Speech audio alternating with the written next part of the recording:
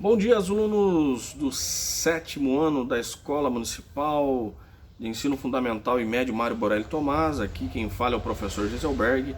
Nós estamos trabalhando com o livro Expedições Geográficas e hoje nós vamos falar assuntos polêmicos, né? Assuntos que vira e volta é discutido em campanha eleitoral, nas mídias, nas redes sociais, que sempre está à tona, né? Então, livro Expedições Geográficas, volume 7º ano, os autores, os professores Merlin Adas e Sérgio Adas. Lá na página 63, começa o assunto a falar sobre as mulheres e desigualdade, tá? As mulheres e as desigualdades no mercado de trabalho, o perfil da população feminina no nosso país.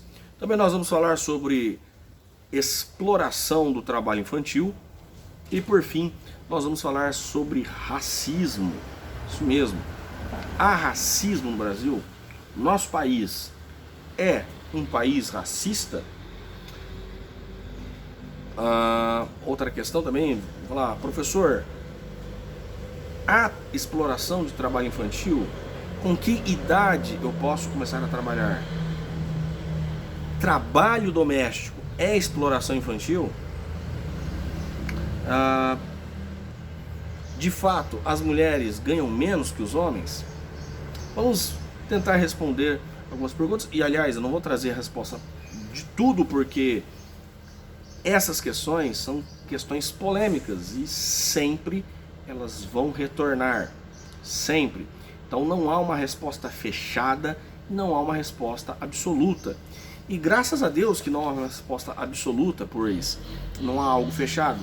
Pois sempre quando tem essas perguntas, sempre quando tem essas questões, é para nós pararmos, refletirmos e pensarmos sobre estas questões para ver se de fato há pessoas exploradas, há pessoas sofrendo opressão de outra em razão da sua cor de pele ou do seu gênero, do seu sexo masculino ou feminino, e também daqueles que não têm como se defender, que são os menores, tá? Que são as crianças. Então vamos tratar esse assunto aqui. Vamos começar então a questão das mulheres. Por que há o movimento feminista? Por que há mulheres lutando pelos seus direitos? É porque no passado houve exploração dessas mulheres. No passado houve abuso dos homens. No passado houve o que alguns e ainda alguns falam, que é o tal do machismo, a violência doméstica, o não reconhecimento do trabalho, de pagar as jornadas de seu trabalho, reconhecer o seu trabalho, né? Entre outras questões. Até alguns anos atrás, pouco menos de 100 anos, as mulheres não tinham direito a voto, tá? Imagine você, o seu pai poder votar, mas a sua mãe não poder votar. Essa é uma questão que para alguns eram normais, mas as mulheres foram lá e buscaram seus direitos. Entre outras coisas que elas foram conquistando seus direitos, o movimento feminista foi muito importante para a proteção da mulher que se encontrava vulnerável e muitas vezes tinha que cuidar da sua família sozinha devido à omissão e à violência de muitos homens contra as mulheres. Então foram criadas leis para que desse respaldo, para que desse segurança e que ela passasse a ser também protagonista na sociedade. Isso foram várias conquistas do movimento feminista. Talvez você pode questionar o movimento feminista nos dias de hoje. Eu até questiono, né? Eu já afirmo, sou um professor conservador. Mas o que o movimento feminista conquistou lá atrás foi muito importante para a defesa da mulher que estava em uma situação vulnerável frente a homens extremamente violentos, agressivos e que exploravam e abusavam da mulher que via como sexo mais frágil. Bom, as questões hoje mudaram um pouco.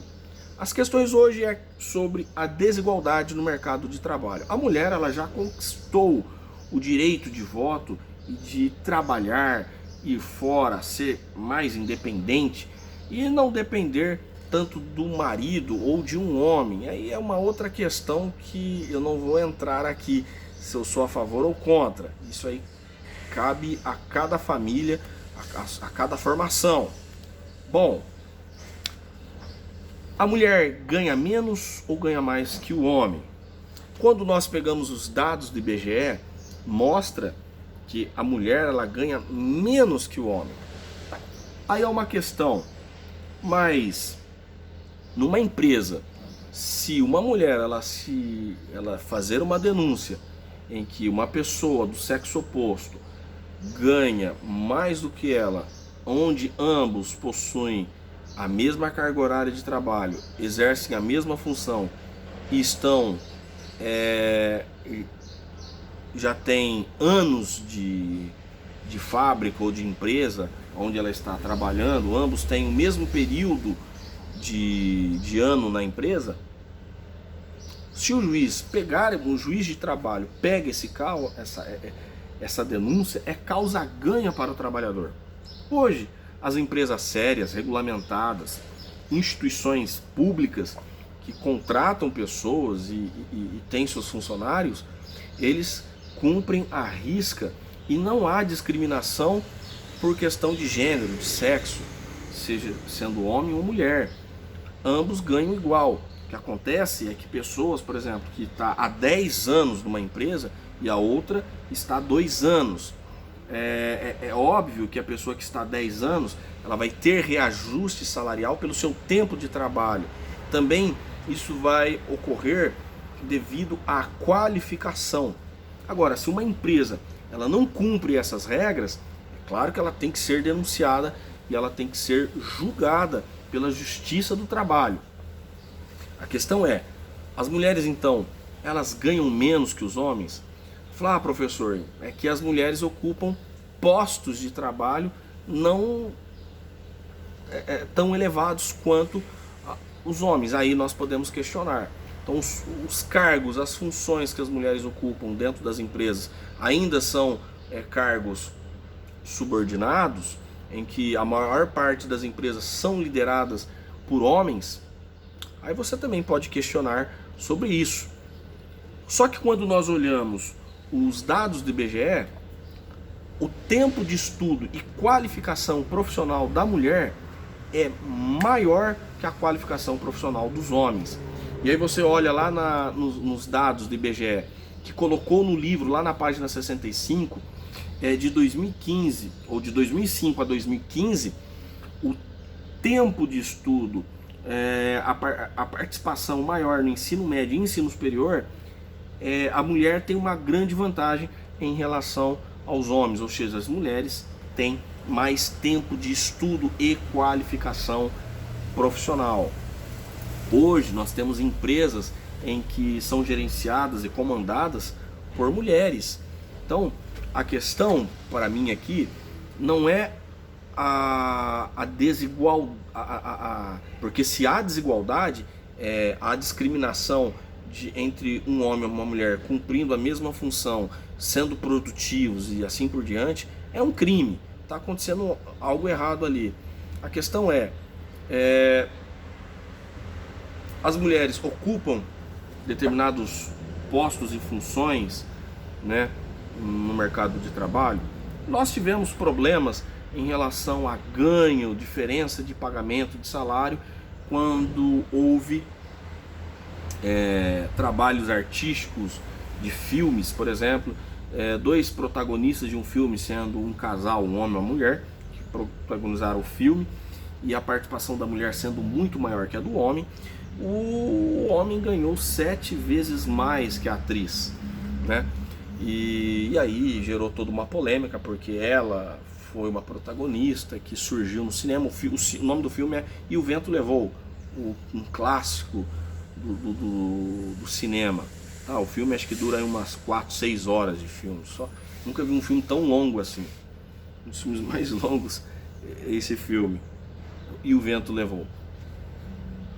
E ali a atriz reclama, né? Falou, ela ganhou 7 vezes, o ator, o homem, ganhou 7 vezes mais. Aí teve outros problemas recentes de produções cinematográficas em que atores homens ganharam mais que as atrizes, né? Então é uma discussão que a gente coloca. E na nossa sociedade, no dia a dia, as mulheres ganham menos, né? O IBGE tem os dados e mostra que os homens ganham mais. Aí você fala assim, mas os homens, eles acabam sendo os provedores dos lares. Os homens, eles cuidam dos lares.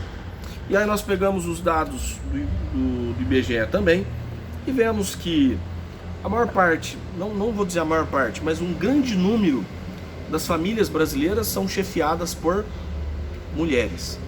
Daí volta uma outra questão, por que essas famílias são chefiadas por mulheres? Ou por questão de ideologia, ou por vários e outros critérios, mas também pela violência e pelas coisas que foram impostas a essas mulheres, né, que não tiveram outra opção a não ser cuidar da sua família sozinha, tá?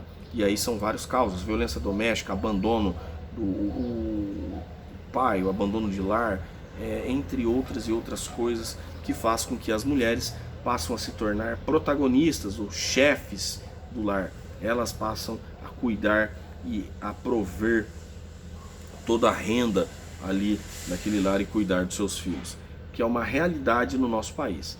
Aí você olha lá na página 65, você vai ver que a maior parte das regiões onde tem famílias chefiadas por mulheres, na região Nordeste, como estados da Bahia, Sergipe e Pernambuco. E na região Sudeste, nós temos o estado do Rio de Janeiro, que se destaca entre os estados que tem o maior índice de famílias chefiadas por mulheres. Tranquilo? Já falamos sobre a questão do estudo, da escolaridade, que as mulheres possuem maior tempo de estudo, então há uma questão de reconhecimento no mercado de trabalho, tá? De ocupar os melhores postos, os melhores cargos dentro das empresas. É claro que não vai ter cargo de chefe para todo mundo, tá, pessoal? Mas aí a questão é de agir com justiça. Realmente quem tem o melhor currículo, independente de gênero, de sexo, independente também da cor de pele.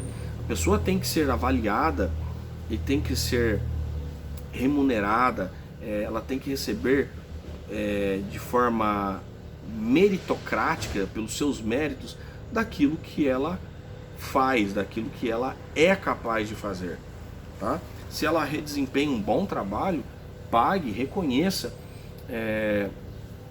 o seu trabalho. Aí é uma questão também das pessoas remunerarem melhores os seus funcionários, né? A questão é, se o trabalho doméstico, o trabalho de uma diarista fosse realizado por homem, será que as diaristas ganhariam mais ou ganhariam menos? É uma questão para a gente colocar aqui, tá? Para a gente pensar, beleza?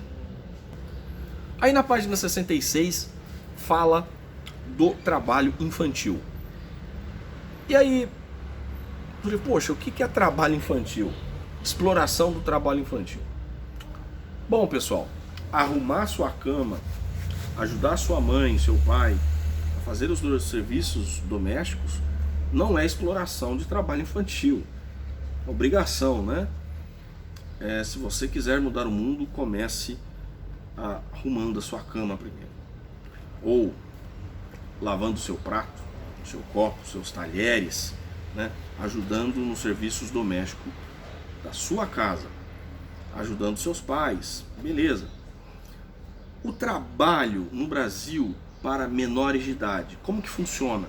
A partir dos 14 anos existe a lei do menor aprendiz, que você pode trabalhar, ingressar no mercado de trabalho com 14 anos. Porém, esse trabalho que você vai realizar não pode afetar a carga horária de trabalho, não pode afetar a sua carga horária de estudos e lazer, tá?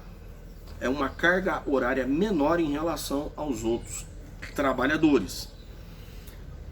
Depois da lei do menor aprendiz, você pode ser contratado como estagiário a partir dos 16 anos, receber um salário mínimo por esse trabalho e ter algumas garantias aí. Acontece que com os rapazes, quando eles completam 18 anos, passou um carro aqui, barulhento. Os rapazes, quando completam 18 anos, eles têm que cumprir o serviço militar obrigatório. E que normalmente das empresas fazem um contrato com eles dos 16 até os 18 anos. Quando eles cumprem 18 anos, no dia do seu aniversário, ele é mandado embora. Olha, professor, mandado embora? Sim, ou tem a rescisão do contrato, e se ele continuar trabalhando lá, vai ser sem registro, normalmente. Por que eles fazem isso? Se as Forças Armadas recrutar esse jovem de 18 anos, a empresa é obrigada a manter esse trabalhador. Ele não pode ser mandado embora, ele tem que continuar sendo registrado pela empresa e recebendo tendo seus rendimentos, seus pagamentos, assim por diante, lá sendo depositado o fundo de garantia, o fundo de previdência, que é o INSS, né, que é o serviço social para a futura aposentadoria.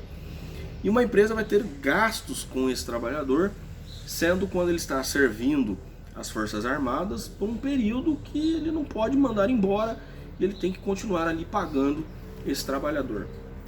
São raras as empresas que mantêm isso. E aí o que acontece? Daí eles fazem um contrato. Quando ele inicia nessa empresa com 16 anos, ele faz um contrato por determinado período até ele completar 18 anos.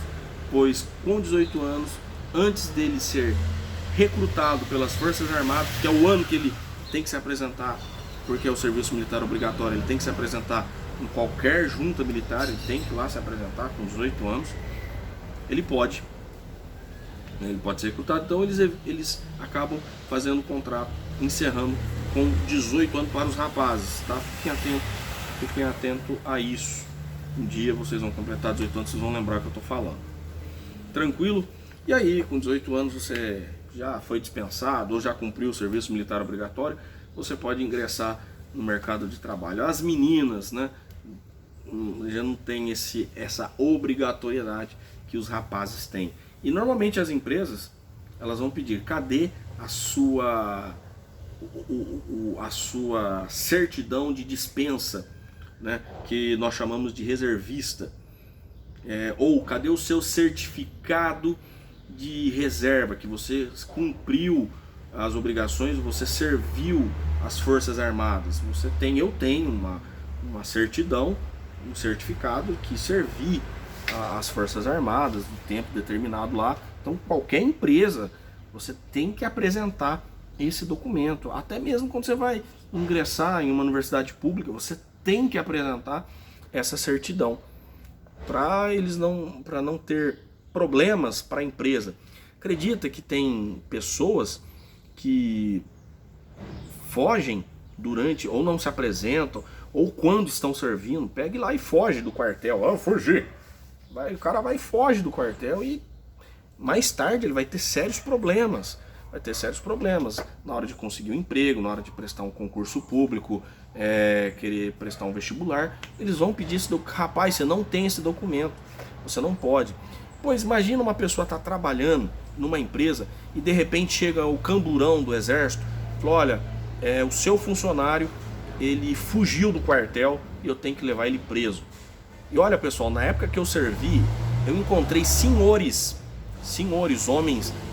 homens já, pais de família de 30, 40 anos, tendo que ser preso. É claro, cumprindo todo o protocolo, tendo que entrar no quartel dentro de um camburão militar para regularizar a sua situação. Por que ele foi preso? Simplesmente porque ele fugiu, deixou de cumprir Então os meninos têm que ficar atentos com isso. As meninas não têm esse critério aí, tá? Voltando a falar sobre trabalho infantil, que eu falei muito aqui sobre em que época você pode começar a trabalhar, como aprendiz, como estagiário, e pode ser registrado como um trabalhador regular, né, de uma empresa. Fiquei nesses aspectos, mas vale lembrar que o trabalho infantil ainda ocorre no Brasil, tanto nas áreas urbanas quanto nas áreas rurais. Por exemplo, um pai ou uma mãe que manda o seu filho ficar o dia inteiro numa avenida vendendo doces, e aí não vou julgar os pais que fazem isso, mas de quem já fez isso, mas de certa forma, pela lei, é exploração do trabalho infantil. Muitas crianças que realizam um trabalho pelos seus pais, pois a criança consegue conquistar melhor o cliente, ou as pessoas compram por dó, vendo a criança ou uma mulher grávida ali vendendo aquele produto, e tem alguém por trás, normalmente o pai ou outra pessoa que nem seja o pai, que está tipo como se fosse um agente. Ele distribui esses produtos, mas ele mesmo não está trabalhando, ele só fica controlando essas crianças, né? Isso me preocupa muito, principalmente nessa época de pandemia. Há muitas crianças fora da escola, e aumentar aí a exploração do trabalho infantil. Porém, quero fazer um parêntese aqui: ajudar em casa, nos serviços domésticos, ajudar pai e mãe não é exploração infantil.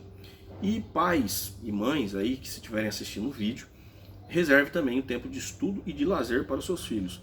Mas é claro, filhos, ajudem os seus pais ajudem os seus pais, ajude seu pai, ajude a sua mãe, pois eles te mantêm, te dão amor e carinho, e não custa nada vocês retribuírem ajudando eles, né? Pelo menos lavando o prato, seu copo, né? E quando sua mãe pede, vai varrer, vai lá no mercado, vai buscar, isso não vai matar ninguém. Para finalizar, o vídeo vai ficar longo, pois eu tratei de 3 assuntos, e aí nós vamos falar sobre racismo, tá? Nós vamos falar sobre racismo. A questão que nós devemos lembrar é a formação do nosso país.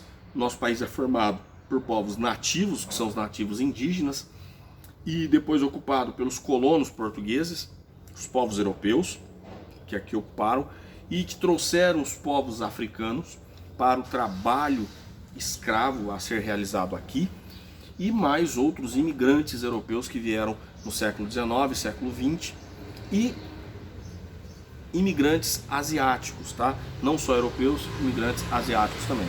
Então o Brasil é um país multiétnico, multicultural. Nós temos povos nativos, povos europeus, povos africanos, povos asiáticos. Ou seja, praticamente quase todos os continentes. Só faltou a Antártida não, faltou só os povos da Oceania, né, que migraram, mas a Oceania é um caso bem parecido com a América do Sul, que foi ocupada pelos europeus também. Bom, pessoal, falando dessa formação multicultural, nós devemos lembrar que, além dos povos nativos, um dos povos que mais sofrem com preconceito e racismo são os povos afrodescendentes, os povos negros. E aí acompanha comigo no croquis para ver a origem dos nossos ancestrais africanos. Observe aqui no meu croquis, não sei se dá para perceber a costa leste da América do Sul e a costa oeste do continente africano. Observem que a maior parte dos povos africanos que foram trazidos à força para o Brasil vieram da costa oeste, onde esses eram territórios ocupados pelos portugueses, colônias portuguesas no continente africano. Hoje essas áreas nós temos países como Guiné-Bissau, São Tomé e Príncipe, Cabo Verde, Angola, Moçambique. Esses países todos são países de língua portuguesa. Se nós formos ver o nosso passado, a nossa origem está ligado basicamente aqui, né? E os portugueses, através das grandes navegações, eles extraíam produtos, recursos naturais em várias partes do continente africano, América do Sul, até na Ásia os portugueses foram. E um dos grandes comércios, uma das atividades que trazia lucro para os portugueses era a compra e venda de povos africanos que eram trazidos como escravos para realizar o trabalho escravos aqui no nosso país. E a maior parte, a grande maioria dos brasileiros possui ancestrais africanos. Você fala, professor, eu sou branco. Você é branco. Faz a sua árvore genealógica, né? Faz a genealogia da sua família e você vai descobrir muitas coisas em relação ao seu passado. E aí tem uma palavrinha que é muito comum no nosso país, você já deve ter escutado, ouvido essa palavra, que é a miscigenação. Vamos colocar aqui para você aprender.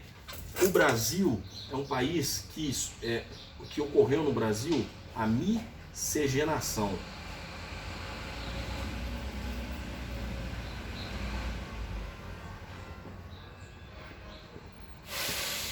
A miscigenação. A miscigenação, pessoal, fala-se aqui de a mistura, isso mesmo, mistura de povos, povos europeus com povos africanos com os povos nativos e com os povos asiáticos. Então, o Brasil é um país onde a miscigenação ocorreu de forma muito natural. Então, nós temos um termo que é utilizado muito, que nós chamamos de miscigenação, que é o pardo. Tá? No Brasil, muitas pessoas falam, eu sou pardo e não sou negro, ou não sou branco, eu sou pardo. Tá?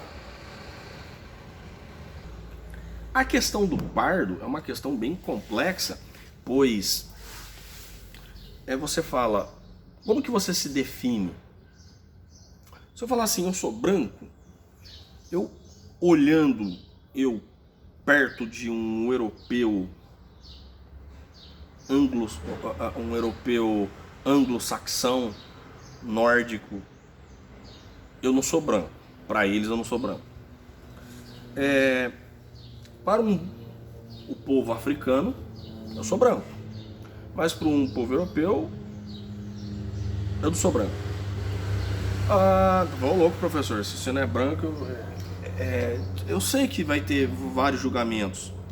Mas lá nos Estados Unidos, eu sou visto como branco, entre outros.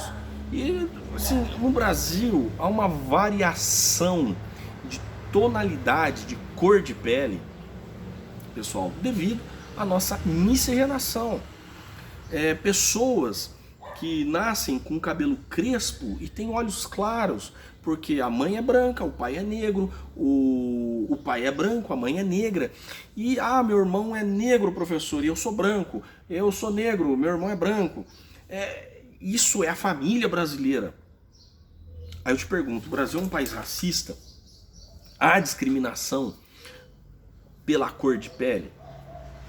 Não vamos ser hipócritas. No Brasil, há pessoas que fazem julgamento e discriminação de outra em razão da sua cor de pele. Agora, o Brasil como governo, como Estado, é racista? Não. Louco, falei não. Vamos lá, assim, o Brasil não tem leis racistas. Nos Estados Unidos, até a década de 60, se nós estudarmos a história dos Estados Unidos, após a abolição da escravatura que ocorreu no século XIX e que gerou a Guerra da Secessão entre os Estados do Norte e os Estados do Sul. Foi um conflito porque os Estados do Sul não queriam o fim da escravidão, os Estados do Norte eram a favor da abolição da escravatura. Isso gerou um conflito, isso gerou guerra, né? E quem deu a abolição da escravatura, da emancipação, a lei da emancipação, foi Abraham Lincoln, muito importante na história dos Estados Unidos, e gerou conflitos e guerras.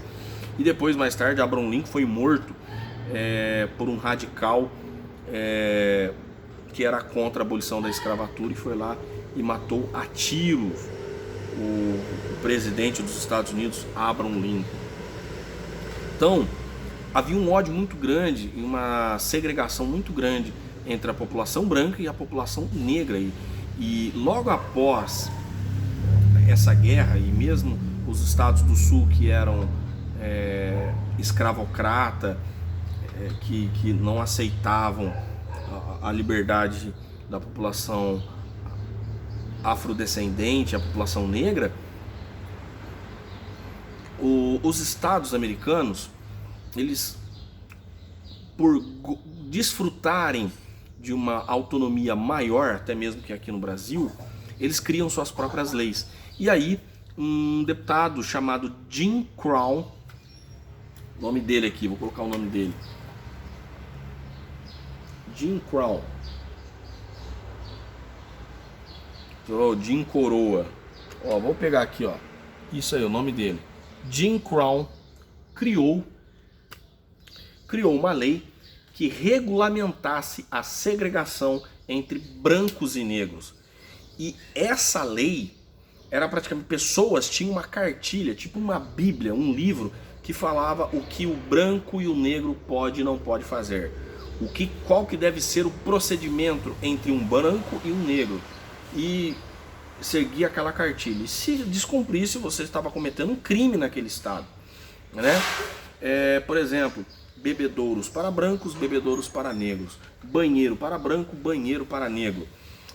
Se um negro estivesse ocupando um lugar no ônibus e tivesse todos os lugares ocupados, você, negro, deveria se levantar e dar o lugar para a pessoa branca sentar. E isso gerou conflitos. Os negros sentavam sempre ao fundo e os brancos sentavam à frente. Isso acontecia no ônibus, acontecia na sala de aula.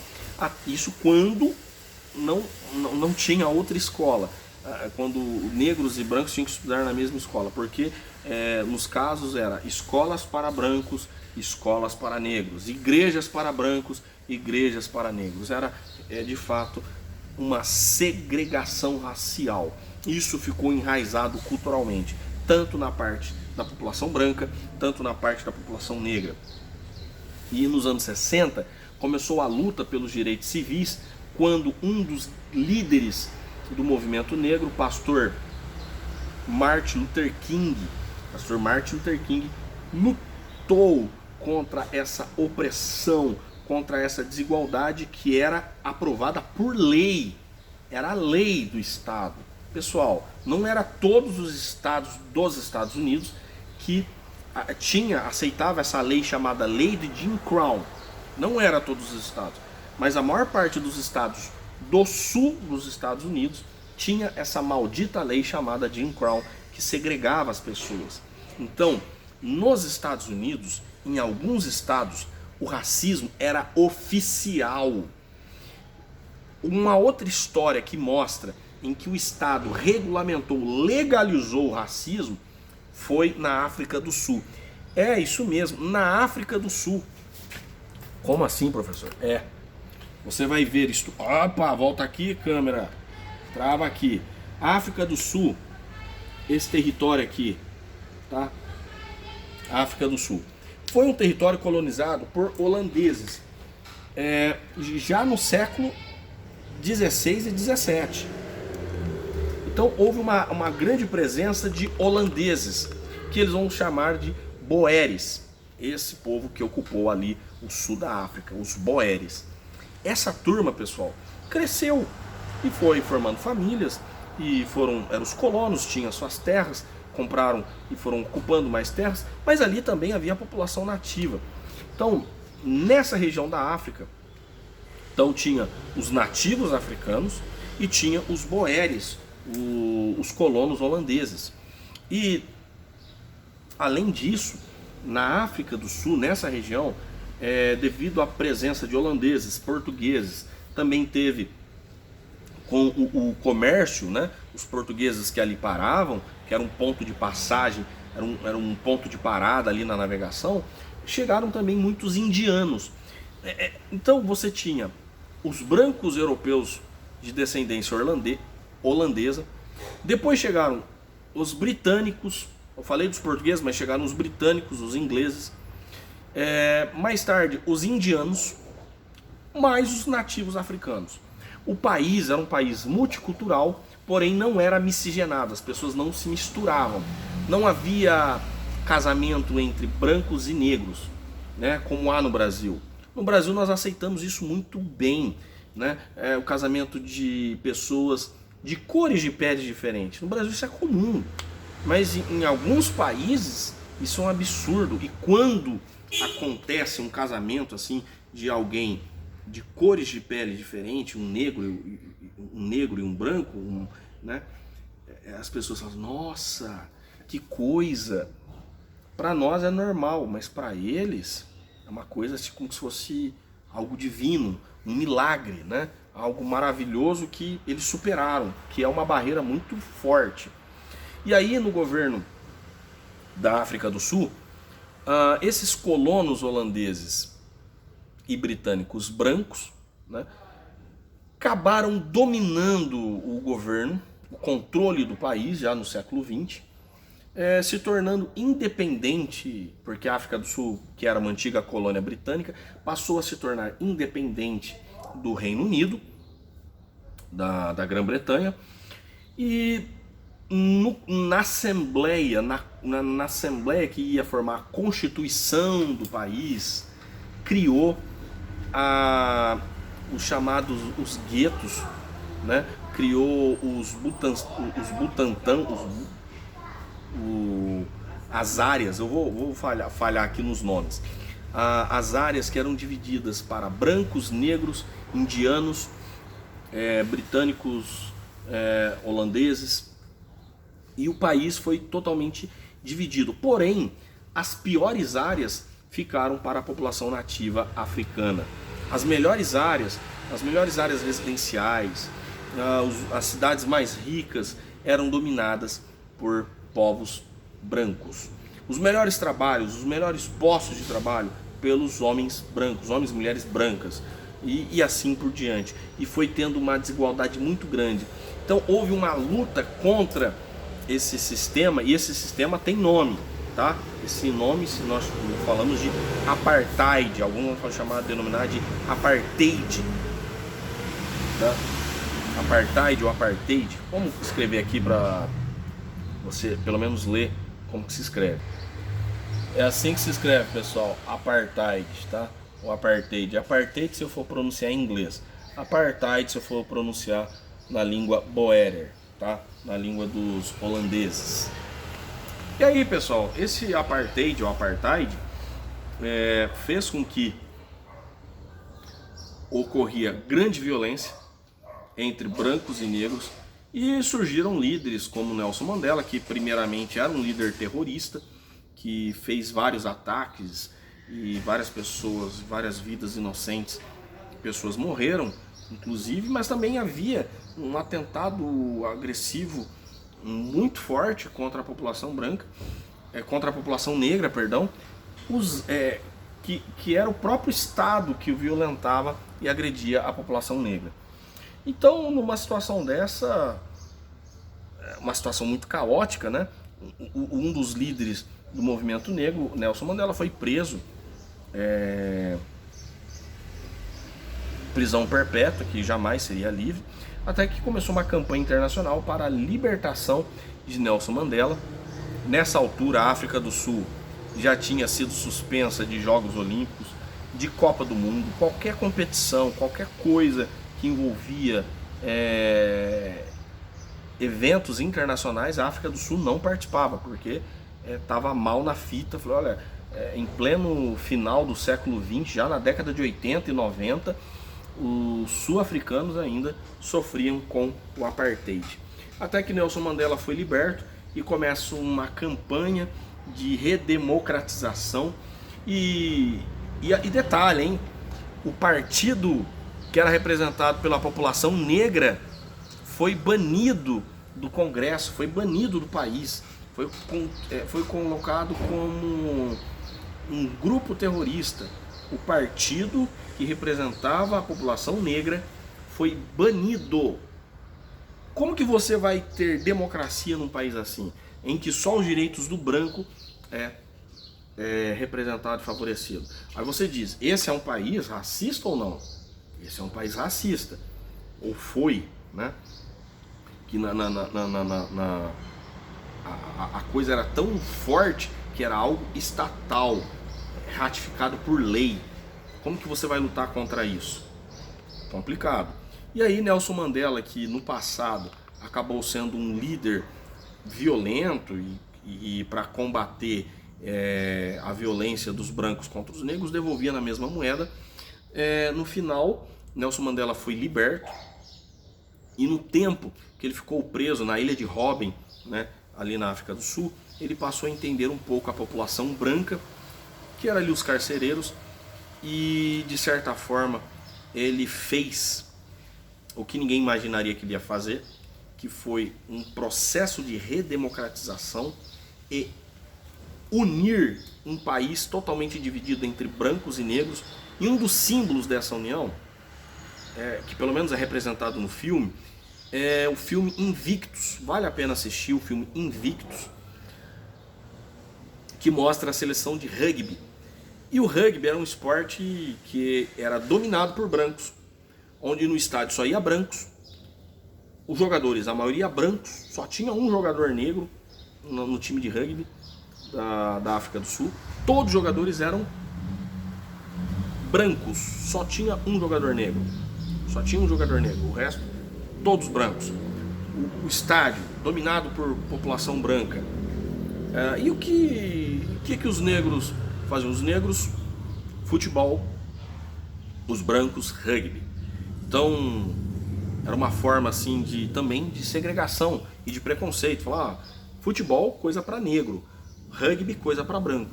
E naquela época, no ano de 1995, quando o Nelson Mandela já era eleito presidente, ele acabou dando apoio ao evento, porque muitos achavam que você tem que acabar com um time, com a seleção de rugby, você tem que pôr na ilegalidade. Muitas pessoas do movimento negro achavam que deveriam acabar de fato com tudo que era movimento, tudo que era evento cultural da população branca. E não, ele não fez isso, não, vamos unir. E ele foi um dos principais personagens do evento da Copa do Mundo, né? Quando, e por milagre, é um jogo muito difícil, a África do Sul ganhou um dos melhores times de rugby daquele momento, que era a Nova Zelândia, final da Copa do Mundo de 1995, e foi lá o presidente Nelson Mandela premiar os jogadores dando a taça William Webbs, né, para presentear a seleção vitoriosa, a seleção nacional, a seleção sul-africana. Houve várias mudanças, houve mudança na bandeira, houve mudança no hino nacional da África do Sul para mostrar essa união. Quer dizer que acabou o racismo na África do Sul? O racismo legal, estatal, acabou. Mas não quer dizer que não há racismo entre as pessoas. Sim, ainda há pessoas que defendem a supremacia branca em pleno continente sul-africano e usam bandeiras do antigo país que lembram a África do Sul do apartheid, né? Que é a África do Sul racista, segregada. Isso, de certa forma, é uma afronta ao Estado. De certa forma, se conota aí como um crime de racismo. Porém, as pessoas que levantam essas bandeiras falam assim: nós estamos exercendo a nossa liberdade de expressão. Complicado, né? Voltando ao Brasil, coloquei aqui o caso dos Estados Unidos e o caso da África do Sul, que são os casos mais típicos, né, de segregação racial que houve, que foi legalizado pelo governo. No Brasil, o que nós tivemos mais próximo disso foi o período da escravidão, e o trabalho escravo no Brasil é sim uma forma de racismo, que os trabalhadores escravos eram majoritariamente negros. Após a abolição da escravatura, não houve nenhum tipo de lei, uma regulamentação que segregava a população branca da população negra, pois culturalmente no Brasil já ocorria a miscigenação desde do Brasil colônia. Então essa questão de miscigenação já é antiga, né? E foram nascendo os tais pardos, o filho de branco com negro, né? Então é esse pardo. E aí a gente vai tentar associar aqui a questão do pardo, pois